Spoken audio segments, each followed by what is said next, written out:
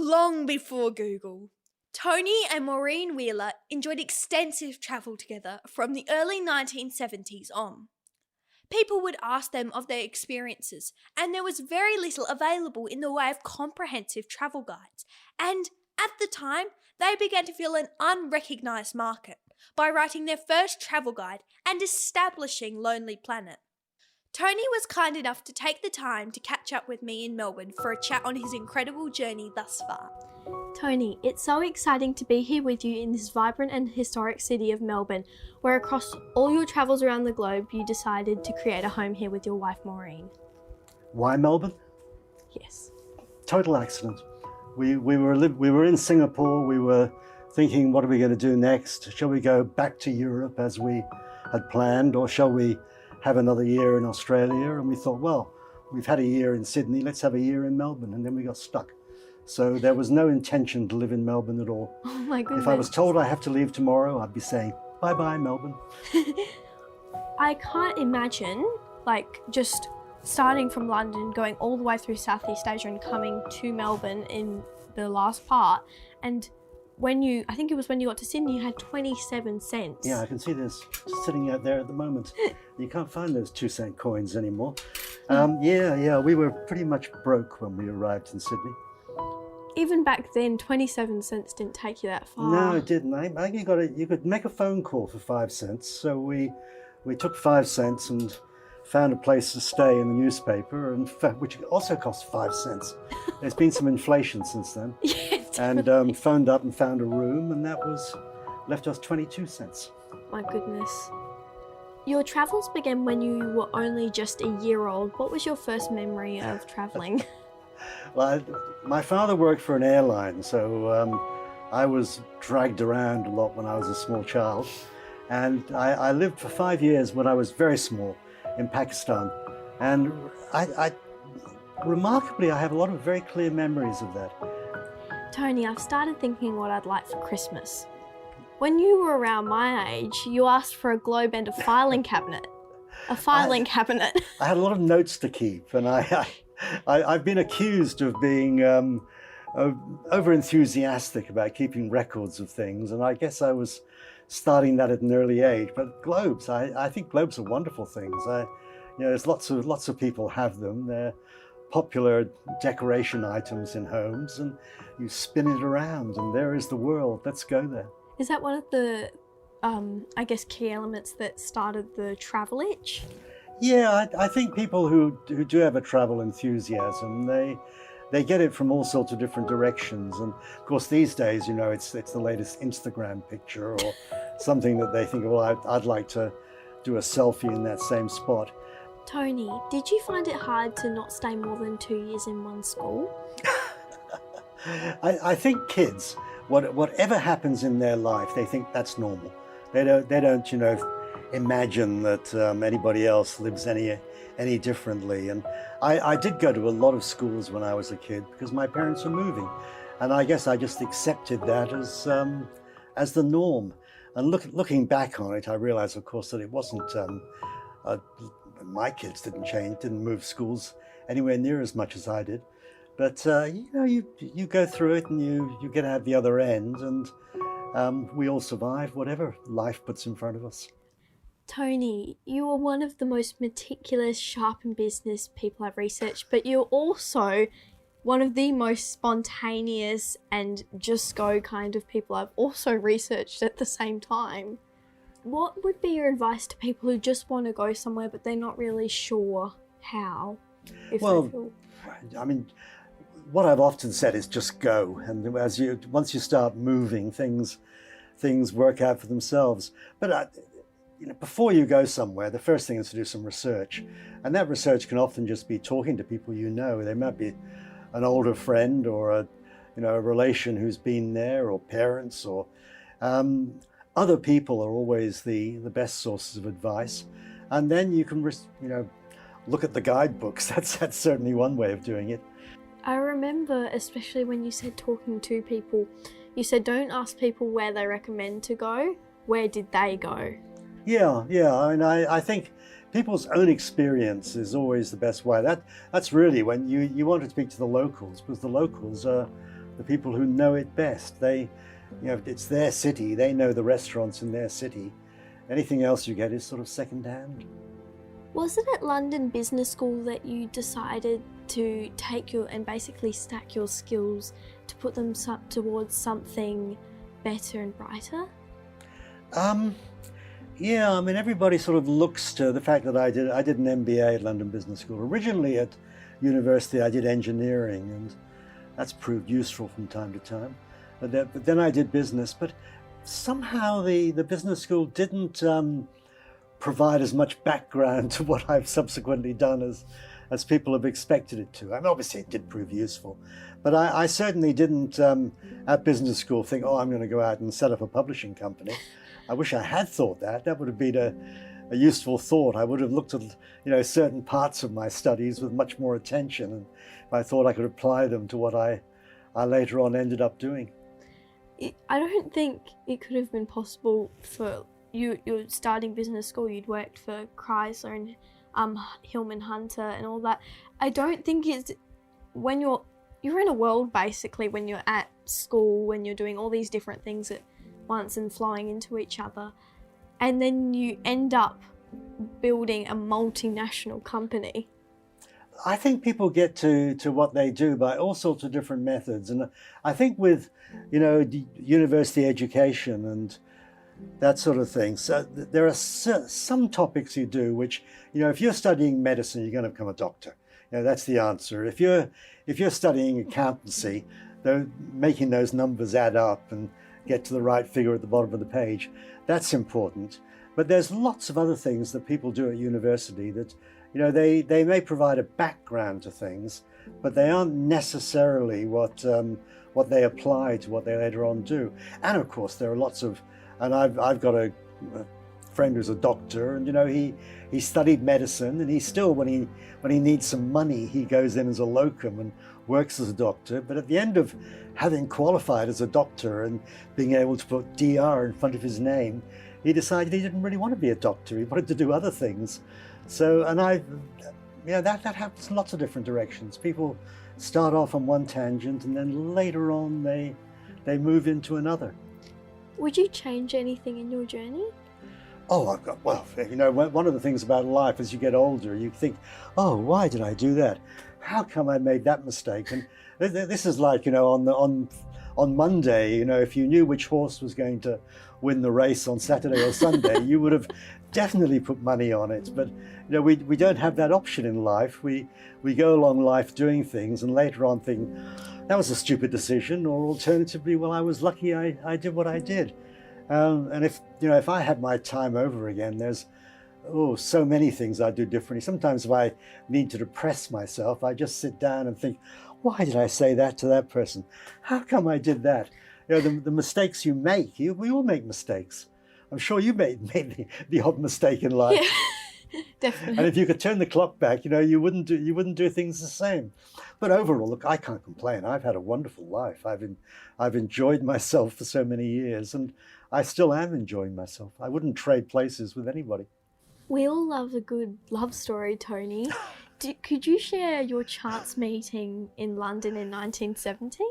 Meet cute, as Hollywood puts it. That's a standard sort of thing in a lot of Hollywood movies where the couple get together by some strange method. And Maureen and I met that way. That I'd only been in London a week or so, and she'd been in London a day or two less than me. And I was sitting in a park across from the campus of the university where I just started, and reading a magazine, and Maureen, who I hadn't met at that point, walking by in the other way, saw that this was the only park bench with any sun on it. It was October in London, and decided to sit down on the park bench and ignore me. And this turned out to be a bad decision, because 1 year to the day later we got married. So basically I picked her up on that park bench. Did you normally chat up young, gorgeous looking women on the park bench next to you? Was this a standard practice of mine? Not at all. I'm not the sort of chat up person. I'm much too shy for that. But I looked, don't know, she looked good. It turned out to be a wise decision. I sat there, I must admit, I remember looking back at it. I sort of sat there thinking, oh God, should I say anything? And fortunately I did say something, and she didn't just ice me off the park bench. So obviously what I said was the right thing, and we just started talking, and once we started talking, we couldn't stop, and that hasn't stopped for 50 years. Once we start talking, we can't stop.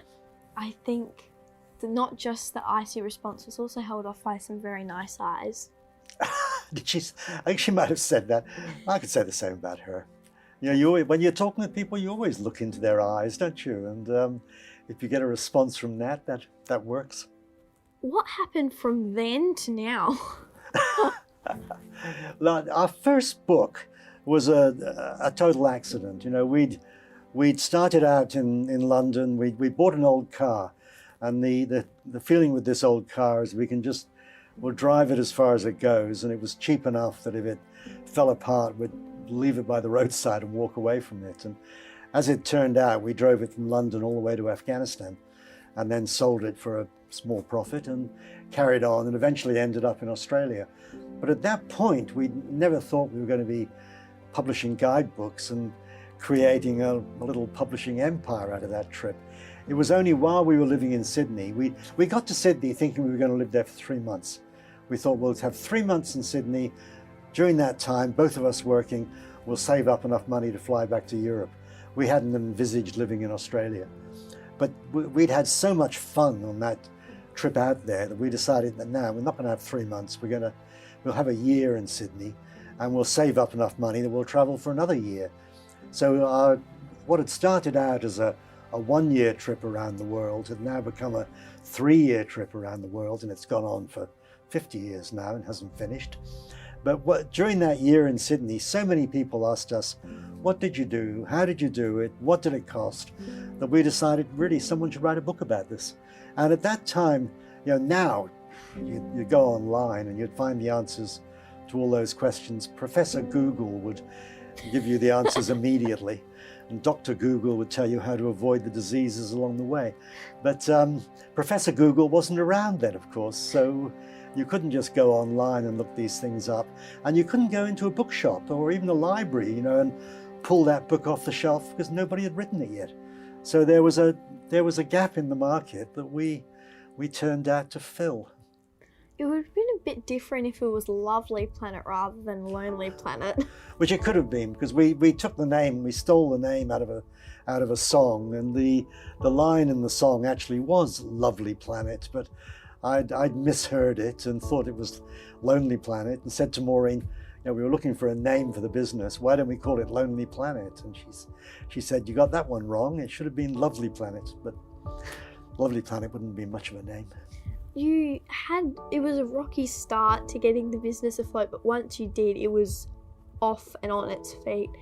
Do you feel that it was sometimes you didn't think you would almost get there, and sometimes it was feeling like it was going to go to the stars? Look, I think, you know, we obviously these days, you know, with the .com businesses, that people start something one day and they're billionaires the next day, or someone's put $1 billion into it. But most businesses don't go that way at all. I think most, particularly small businesses, they start very much hand to mouth, and it's a struggle at first. And certainly ours was that way. We weren't making real money out of it for quite a while. And Maureen and I both, we never worried about it because we always felt we could always go back to real life. We thought we had the skill. I mean, that's the thing that, you know, you're lucky if you have. And it isn't a question of do you have money in your pocket, it's do you have the skills in your brain? Has education given you the ability to do something? And I always think, you know, that we were very lucky, both of us, to have been fortunate to have had a good education and have picked up skills that you could do things. And we always felt, well, hey, if this business falls over, we'll go out and get real jobs. And we never thought, you know, this was a real job. The fact that it was not making money, we were having so much fun with it that the money was almost a secondary project. What would you say to someone who's got an idea for anything, whether it be travel guides or anything else?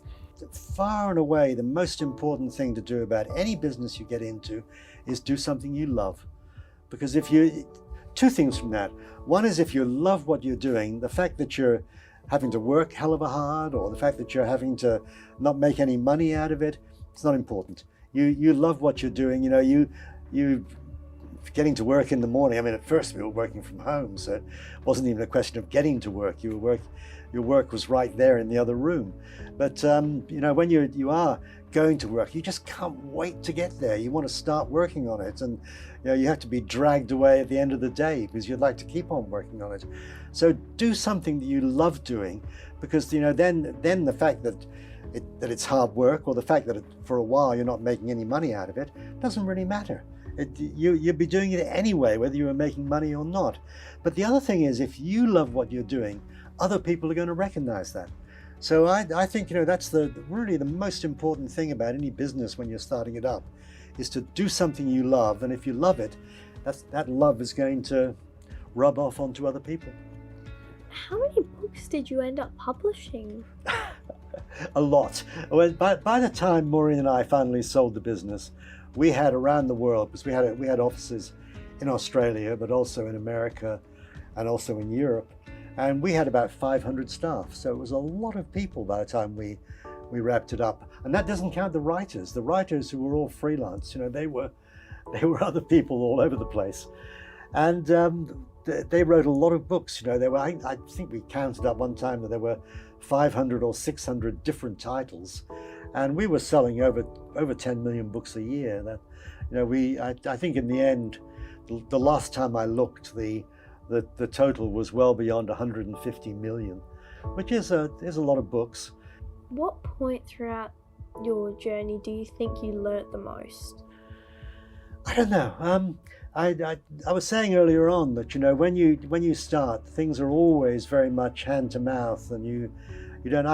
I've often said that when you start, if it's only you, or in our case, Maureen and me, the two of us, we were the only ones we had to worry about. But as soon as you start employing people, on Friday you got to pay them. And on Thursday you look, oh God, there isn't enough money in the bank. You are in serious trouble.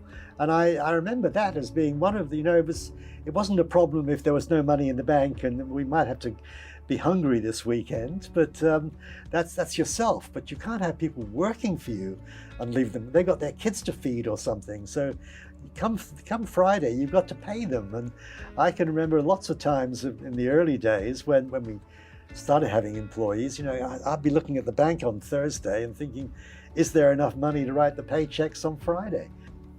What would you say to young people who want to turn their passion into their work? Turning passion into work. Well, a difficult question. I think the first thing is to have something that people are going to, if you're going to make a living or money out of it, something that people want. That there's something they need or they'd like to have. So it has to be a passion for them as well. And I've got one particular area that I've worked on and developed some expertise in, but there's lots of other things that people create, and people go out there and your customers want it as well. So I guess look for something that you have a passion about, but other people would have a passion about as well. Your love of travel that we've been able to understand through Lonely Planet, all the places you went and documented meticulously. But what's next for Tony Wheeler? I still love travel. I still like going places. It's still an enthusiasm I have, and I don't see that fading as long as I'm healthy enough to keep traveling, and I'm not running out of places by any means at all. I've got lots of friends who, a lot of my friends are involved in travel in one way or the other. I've got a friend coming to stay with me tomorrow who's coming down from Sydney, and I've traveled with him on a number of occasions, and he's a photographer. And he loves photography, but it's travel and photography, the two things that come together for him. And he leads tours. There'll be a tour where he's the official photographer and tells people how to take better photographs on their trip. and of course he sells his own photographs. So it's different ways he likes it. And I've traveled with him, and he's always looking for the next. Certainly with him, there's an awful lot of getting up before dawn, because photographers, the best light is when the sun first pops up over the horizon. So I've certainly been with him and had more early mornings than I would normally desire. But that's part of what creates his passion. And I've got other travelers. I've travel friends. I've got one friend that I know a number of travelers who basically have been to every country on earth. Their passion was they wanted to put a tick beside the box on every country. And I remember one of them must be well over 10 years ago, and he lives in Hong Kong, and he was down in Melbourne and staying with me. And he said, Tony, I'm down to 3 countries in the world. I've only got 3 more countries, and then I will have been to every country on earth. And I said, okay, what are those 3? And he listed them. And one of those 3 I had been to, that he hadn't been to. There were lots and lots that he'd been to that I had not been to. But there were, of his final 3, one of them I had been to and he hadn't. So that was rather nice. And he has subsequently, put a tick on every box. But he still likes traveling, and he'll go back to places. Either he'll go to, you never finish. You can never say you've been everywhere in a country, because the countries, there's so many places to go to. So you can go back to places and go to a different place on it. Or the other thing that he's developed a real passion for is total eclipses. And he will go around the world looking for a total solar eclipse. He was in Western Australia. Was it earlier this year? I think it was. Yeah. When there was the solar eclipse that came up, and it just caught the edge of Western Australia, and then it shot off up to Indonesia. Well, he was in WA with other eclipse fanatics to see that one.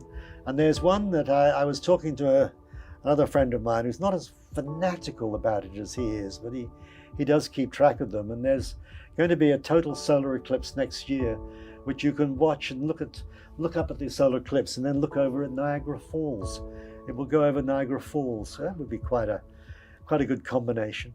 Have you ever been down Niagara Falls in a barrel? I'm not mad. I have been to Niagara Falls, and there is a very nice little museum, and went there with our kids once, and it's totally mad, and saw the barrels they've been over. One person went over in what was like a very large rubber ball, which I think he survived. So I mean, there have been people going. I don't know whether they still do that. I hope they do. You think so? I think they may have, they may stop you doing it these days, but there certainly was, and it's quite a few years ago when I went to Niagara Falls. But, going to see that museum of the various things that had gone over the falls, and of course there's been the odd boat. There was a case of a boat going over, and there was a small boy in it, and he survived. Oh, I remember that, and his sister, I think, got pulled off by She locals. got pulled to one side. And then, the guy in the boat died. The guy who was driving it was his fault, but the young boy survived. That was a long time ago. That was, if he's still alive now, he'd be older than me. But he did survive going over the falls, which is not something you want to try. No. Did you ever make it to Jamaica? Do you know, Jamaica's still on my list. That's one of those countries that I was nearly there. I've got a Jamaican friend in Melbourne, and her son had been back to Jamaica and fallen in love there, and was going back to get married. And then, first of all, I think the relationship went wrong, and then the pandemic, this is quite recent, the pandemic interrupted as well. So even though I'd actually plotted out how we were going to go, we hadn't booked the flights yet, but we had actually booked the hotel, and Maureen and I were going to Jamaica for his wedding, and then the wedding didn't happen and the trip didn't happen. So Jamaica is still on my list, but I would be disappointed if I went through a year and I didn't go to somewhere I had never been to before. And I have been to 2 new for me countries this year, Paraguay and Uruguay, both of them in South America. And I was there just last month, and found them both very interesting countries, and I'm glad I finally got to both of them. Thank you very much for being on the show today, and I think the insight that you've provided through your very extensive and broad experience has provided a lot of gold for young people. Oh, thank you very much. I really appreciate that.